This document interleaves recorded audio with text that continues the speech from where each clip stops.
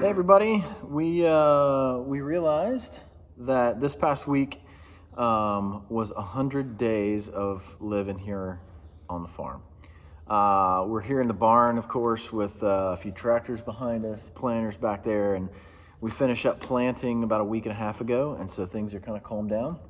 And so living here 100 days, we've learned a few things, and so we thought we would put together a list of things that we have learned while living here on the farm. Some things that we've kind of gleaned from living here, some things we've gleaned from living in the camper. But we thought we'd just kind of share, 100 days of learning, short list, quick as we can, roll through it, have fun with it. But here's some things we came up with. By the way, today is, tomorrow, Memorial Day. Today's Sunday.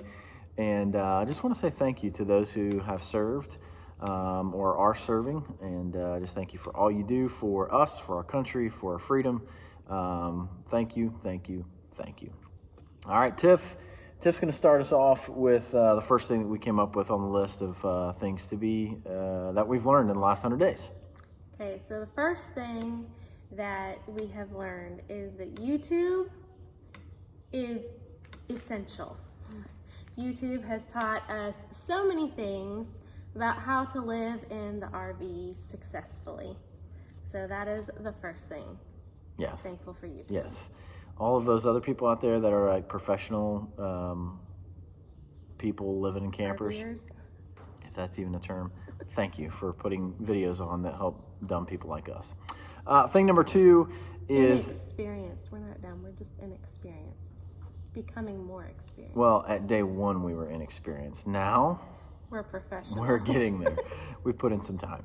The second thing that I think we've learned in the last 100 days is how close our family has become, and having individual time with each member. Mm-hmm.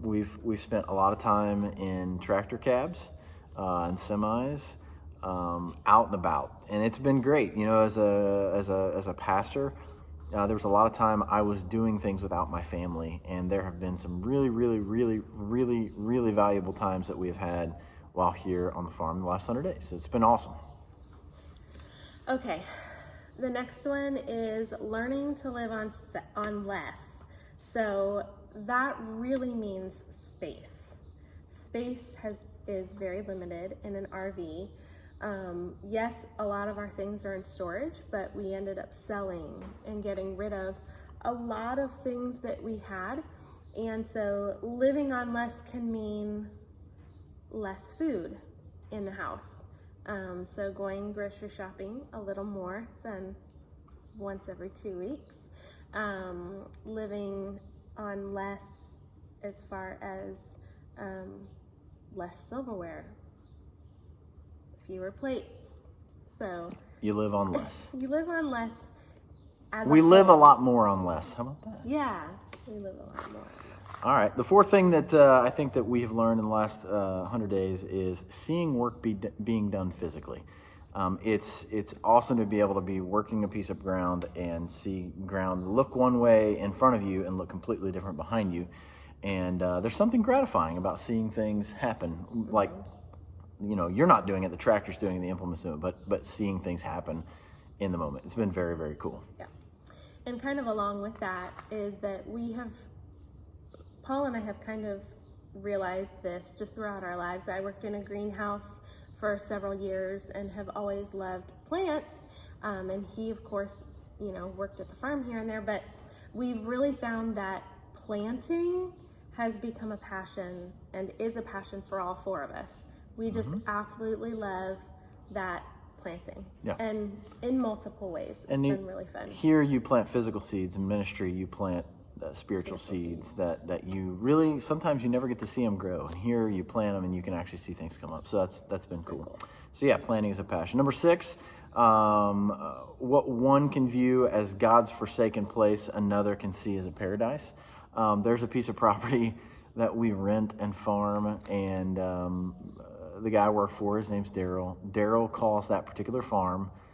He's like, we need to go back there to the God-forsaken farm and finish up that last field. Well, That particular place he doesn't like. It's very wooded and treed. In the house, there's a house there. It's really pretty. It's built in like the early 1900s. Down a long lane that's wooded on both sides. Oh, and it's very pretty, but he hates trees. If I could show you an aerial view here, there's like just, let me see, There's three maybe five trees on this whole property, and he doesn't like them. So that place is covered in trees.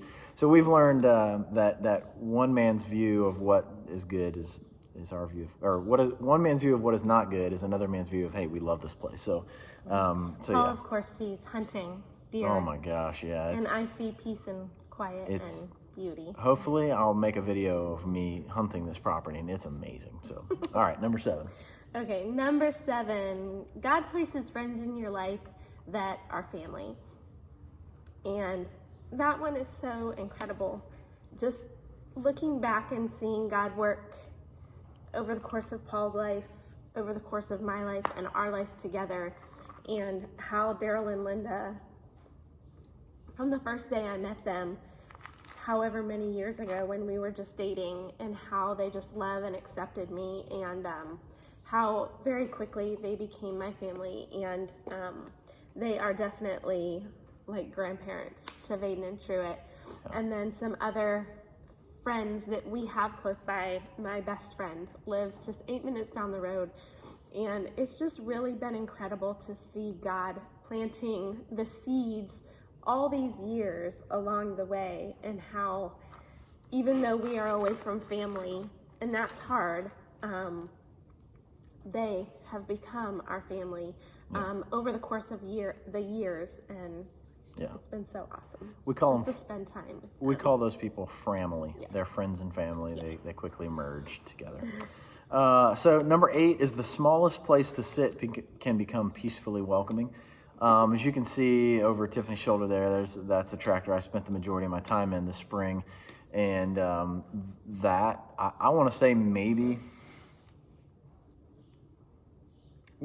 10 square feet can become peacefully welcoming. The boys have sat there many times with me. Tiffany has sat there many times with me, and it has been awesome. A lot of times, I don't even run the radio in the tractor because I think you hear more when you hear less. And so, it's those small places that become peacefully welcoming. So that's been a good one that we've learned.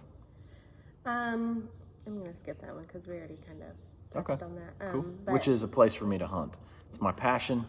Love it, and I think we found a place. So on that God-forsaken, yes, beautiful God's paradise. there's a field in there that I have dubbed the Field of Dreams. All right, so the next one is repetition can be therapeutic, and just having a schedule a little bit of every day of waking up and seeing what the day holds. And yet there's a type of rhythm, there's a type of repetition. And even when you're planting, when you're farming, when you're prepping the fields, that repetition of just up and down, it can be so therapeutic. Mm-hmm. It's strange, but it can be very therapeutic. Yep. The next one Tiffany wrote, and so no, I'll say it because it's true. But it says here that 3 boys can really stink up your living quarters pretty fast. It's pretty legit. Right now, today is, I think before we came in here in the barn, I think it's 86 degrees outside, and so you take that combined with 3 boys, myself included, and our 2 boys, it can be a little overwhelming at times. Mm-hmm. I try not to add too much to that. But it is what it is. All right. The next one, a few of these are funny, but noises that wouldn't normally annoy you extra big. And so that can be just feet walking down the middle of the camper. What wouldn't normally annoy you, or a tarp hitting in the wind. There are a lot of extra things that you hear while living in a camper through those thin walls. And one particular thing that I'm thinking of is I love to listen to birds in the morning, but there is this one particular bird who likes to start at 4:30 a.m. And while it wouldn't normally annoy me because I hear his every squawk, All right. I'm asleep at 4:30 in the morning. Number 13, which this list is getting shorter because we're almost at the end. Number 13 is tarps work great as temporary roofing. If you followed along, maybe one of the first videos, you may have heard that that our roof leaks on the camper. So we've got a tarp over it. It looks as redneck as it sounds. Absolutely. And hopefully we'll get some consecutive dry days where we can get that remedied. Not for the $10,000 that we were quoted to get it fixed. So hopefully we'll get that fixed pretty quickly. But yes, tarps work great as temporary roofing. I'm gonna combine these. Soak in the workable days. Enjoy them, soak them. You work when you can work, and you work hard. And then the non-workable days can be so relaxing. Like today, the fields are wet. There's nothing you can do out there. The garden is even too wet to weed. So there's not really a whole lot we can do today, and yet it's so beautiful. Well, it's Sunday. We try not to work on Sundays at all. We try not to work on Sundays at all. But I'm saying even if it were a Saturday or a Friday, to soak in the workable days and do what we can do. And work hard on those days, but then relax, and that's even more time spent together on those days when they're not workable. Number 17, because we skipped over 14. I don't know why you did that, but anyway, we skipped over 14. Didn't say that one. Huh? Didn't say that one. I don't know what you meant by that, so I'll let you do it in just a second. We'll go to 17 and then we'll go to 14. Or this will be 14. The next one will be 17. We have watched our son Vaden, who will be 14 in August. We've watched his work ethic and sense of responsibility increased even greater. And he was a very responsible, hardworking kid to begin with. But we've watched him grow and stretch and take on things that, no offense to any other 14-year-old, but most kids his age just wouldn't do it. So anyway, it's been good to see him work, grow, and stretch. And she's writing down one more thing here. So I guess let me go to 18. It says spending time together and seeing each other's faces multiple times throughout the day. This has been very good. It's been very nice. Because even though I'm here, there'd be lots of times where Tiffany's able to make lunch and bring it to me out in the field, or I'm here and I get to zip in and eat lunch with them. And I bet you I can count on both my hands the times in 16 years of youth ministry and ministry as a pastor that I was able to eat lunch with my family on a work day. So that's been very nice for me, for Tiffany, for the boys. So that's been very nice. I'll let you do the last two. Okay. The next one, electric transfer can be tricky in a camper. So again, if you were following along on Facebook and things, we had a lot of electrical issues. Oh, yes, at first. We would have to go out and flip the breaker, a good 8-10 times a day? Yeah, so least. we were running it on inadequate breaker, and so we had issues. So we're talking middle of winter. Blue lights, so melted. Over this way is a door that we'd have to come in, and over this way, this barn is, I think, 60 feet wide. I think that's what it is, 60 by 90. Anyway, over here is the breaker box. And so in the middle of the winter, if something would trip in the middle of the night, I'd have to walk over here, suit up, meaning put my clothes on, and walk over here in the middle of the night to trip a breaker. So electric can be tricky. You are not lying on that one. And we had to replace lights because it blew. Oh yeah, we blew some stuff up. We blew some stuff up. Melted screws, awesome. Yeah, it was fun. All right, so the last one we have is Truett's love of animals. We always knew that Truett loved animals, but his love of animals has increased. He loves the chickens. They adore him. It is hilarious to watch the cows. Daryl and Linda have said that the cows have never seen the cows actually follow anybody or greet anybody the way they do Truett. It's hilarious. He will run on the outside of the fence and they will jog along with him. It's so funny, so funny. And he finds baby birds and wants to help them. Sometimes it works. Baby rabbits. Sometimes it doesn't. Wants to help them. And we lost our cat this week, who was more like a dog. We are not necessarily a cat family, but love dogs, and she was like a dog, and so it was just crushing to him. But it's really been incredible to see him take on the responsibility of taking care of some of the animals. Yeah.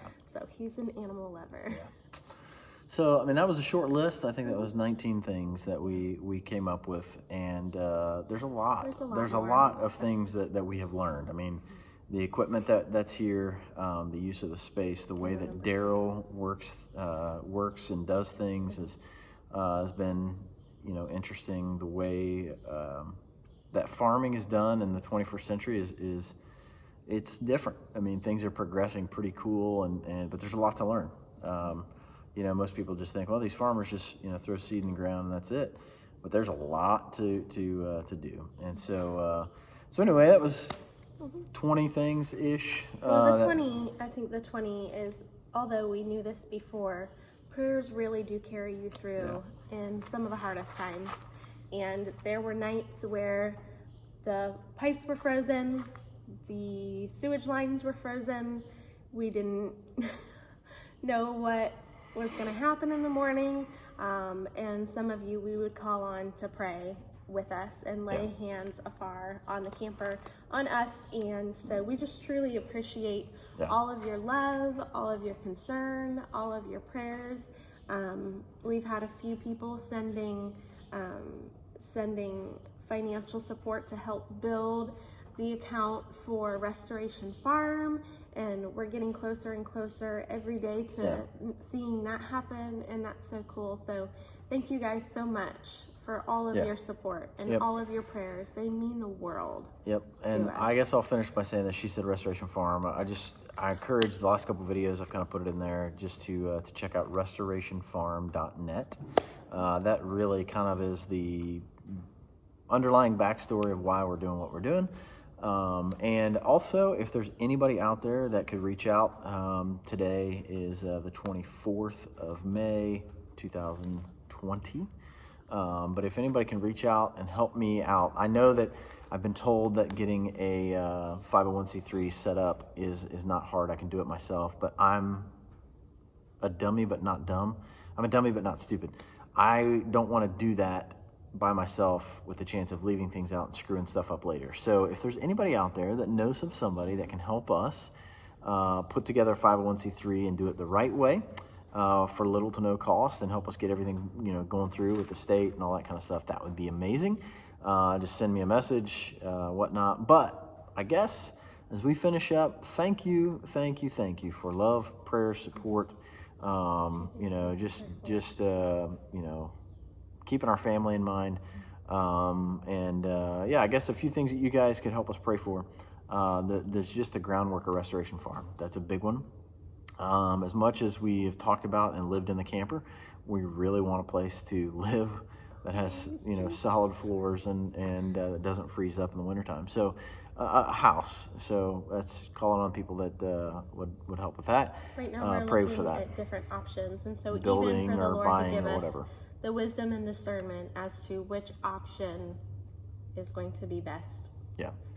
So there's a whole host of things to pray about. But those are probably two that are coming to my mind right off the bat. Is really our heart, our desire is to get things started for Restoration Farm. So somebody help with a 501c3. That's a good one. Mm-hmm. And our potential home, and the crops for 2020. There's a lot of this whole COVID-19 thing that's been hitting the country pretty hard. Really, you don't think about it, but it hits farmers because all the stuff that we grow, there needs to be a market for it and a demand for it. And so we need a market for selling what we're going to grow. So there's a lot of things to pray for. Reach out.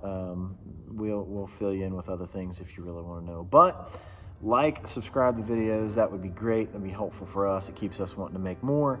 But there'll be this one, which is the 100 days video, and there'll be one more coming up talking about some other things that have been happening over the last couple weeks. So again, thank you very much for keeping us in your thoughts and prayers and watching these videos. 100 days has been good. It's been a learning process, and here's to like 1,000 days more, whatever. So, all right, thanks guys. Like, subscribe, we appreciate it. We'll see you soon.